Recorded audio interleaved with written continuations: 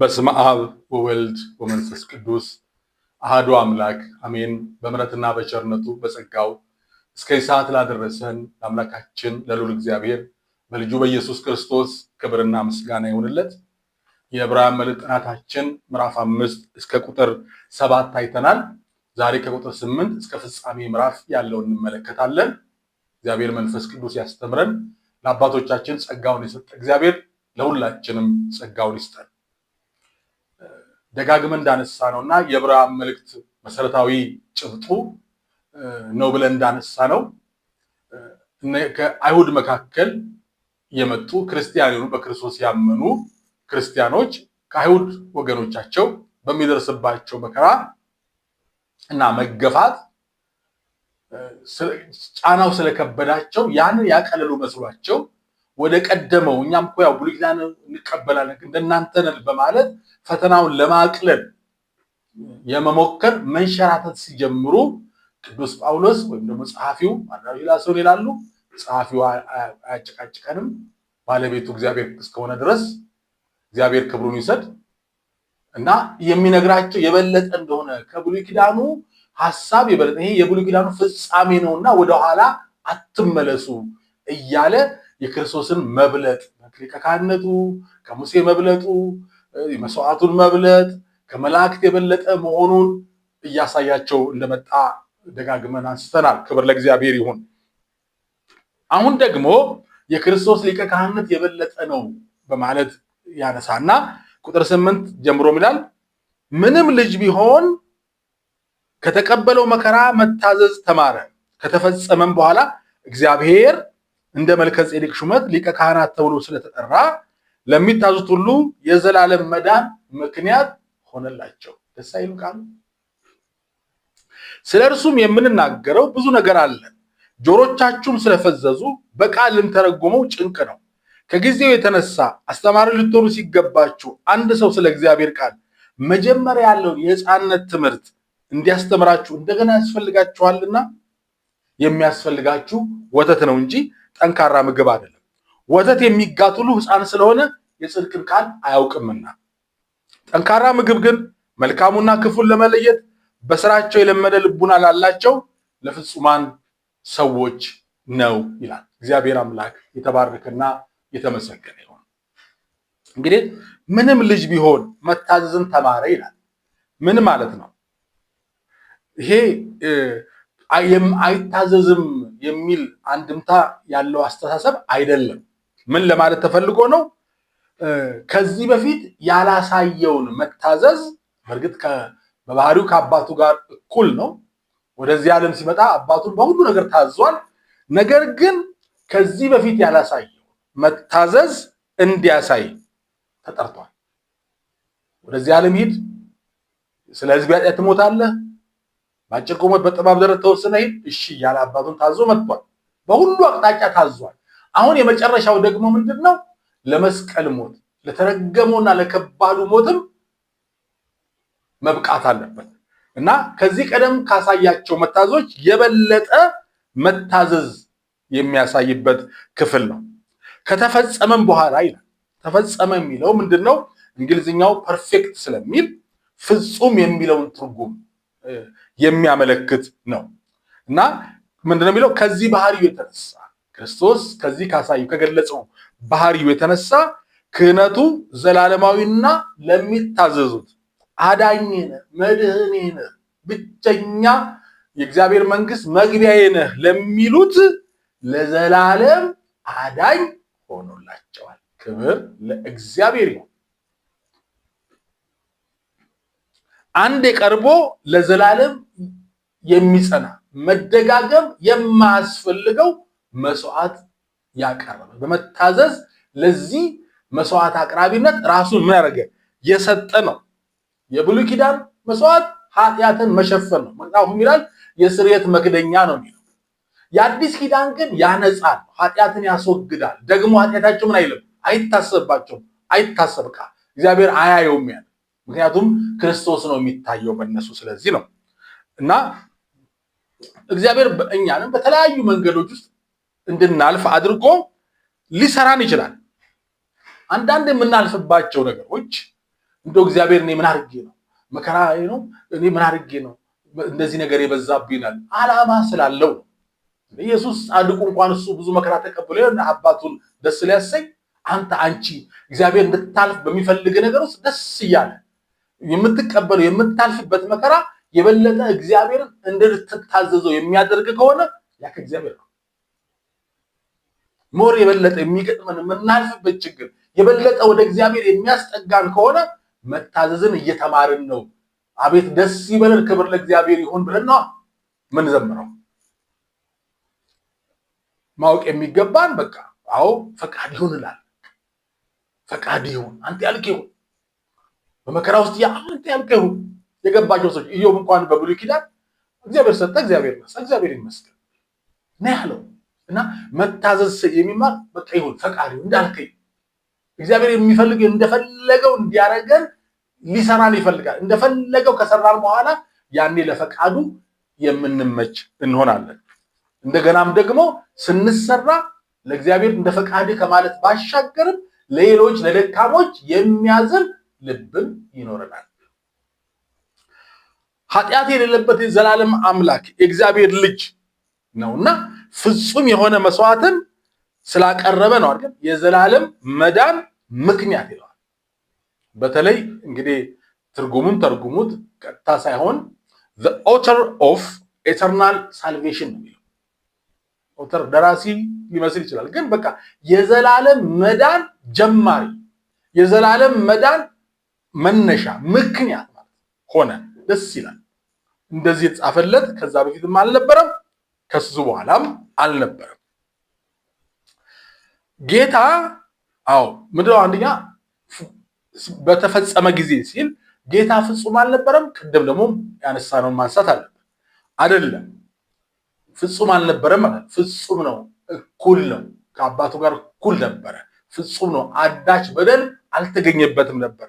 ነገር ግንስ እንዲፈጸም ሲልስ የተቀበለው መከራ ለሰማያዊው አገልግሎት ለማስታረቅ ስራ ፍጹም እንዲሆን አድርጎታል ማለት ፍጹም እንዲሆን በቃ የበቃል እሱ ብቻ ነው። ለዚህ ዮሐንስና ያዕቆብ በዘመድ ግራና ቀኝ ለመቀመጥ ቀኛዝማች ግራዝማች ለመባል ሲሞክሩ እኔ መጠጣውን ጽዋ መጠጣት ትችላላችሁ አላቸው። አሁን እንችላለን ብለዋል። ሊከራከራቸው ስላልፈለገ ኦኬ ልጠጡ ትችላላችሁ ነው ያላቸው። ግን ቀላል አይደለም። ነገር ግን በዚህ ውስጥ ይሄንን ፈጽሞ ምን ሆነ ሰውና እግዚአብሔር ለማስታረቅ ይበቃ ሆነ ማለት ነው። ከዚህም የተነሳ ህዝቡን ማዳን፣ ህዝቡን መጠበቅ፣ ህዝቡን ማበረታታት፣ ማጽናናት ቻለ። ከዛ ቀጥሎ ከቁጥር 11 እስከ 14 ደግሞ የምናየው ይሄ ያለ መብል ጨቅላነት ክርስትና የታየባቸው ያለ መብሰል ስለታየባቸው በማባበል መንገድ ጠንከር አድርጎ ይገጻቸዋል። ስለሱ ማለት ስለ ክርስቶስ ነው። ብዙ መናገር እንፈልግ ነበረ፣ ግን ጆሮአችሁ ፈዟል። ብዙ እኮ መማር ትችሉ ነበር። አሁን እናንተ መከራ ያቀላችሁ መስሏችሁ ወደኋላ ለመመለስ ዳርዳር አላችሁ።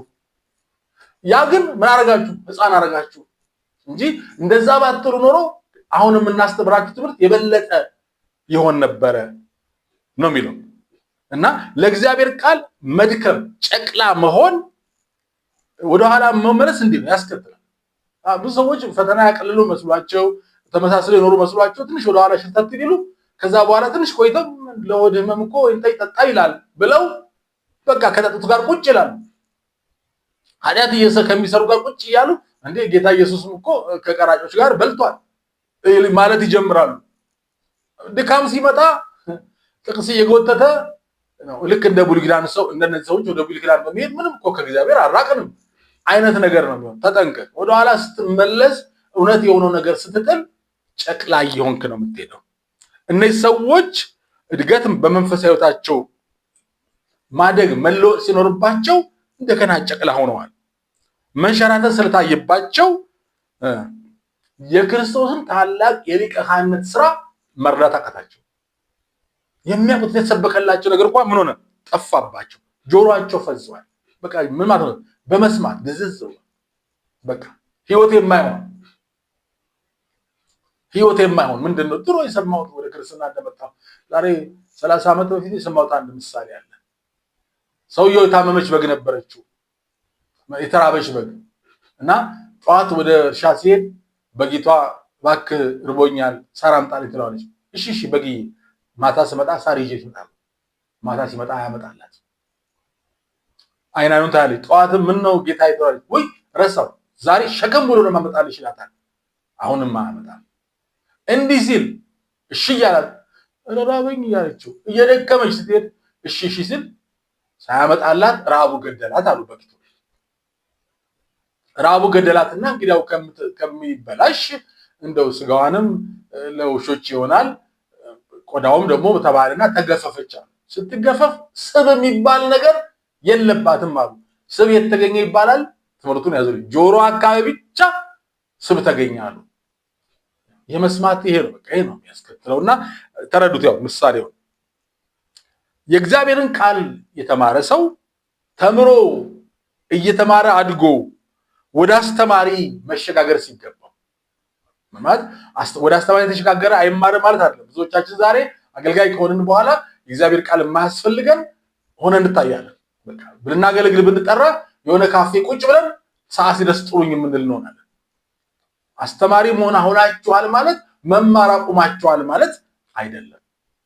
ቅዱስ ጳውሎስ እስከ 3ኛው ሰማይ እንኳን ተነጥቆ አሁን እንኳን እንደደረስኩበት አላስብም፣ የበለጠ የሰማዩን ዕውቀት ለማወቅ እዘረጋለሁ ነው ያለው። ስለዚህ ይሄ ያስፈልጋል። ምን ማለት ነው ግን እየተማራችሁ ማስተማር ሲገባችሁ ዛሬም አስተማሪ ትፈልጋላችሁ፣ ዛሬም እንደ ሕፃን ጡጦ ትፈልጋላችሁ ነው ያላቸው። እና እንደገና የሕፃንነት ትምህርት ትፈልጋላችሁ አለ።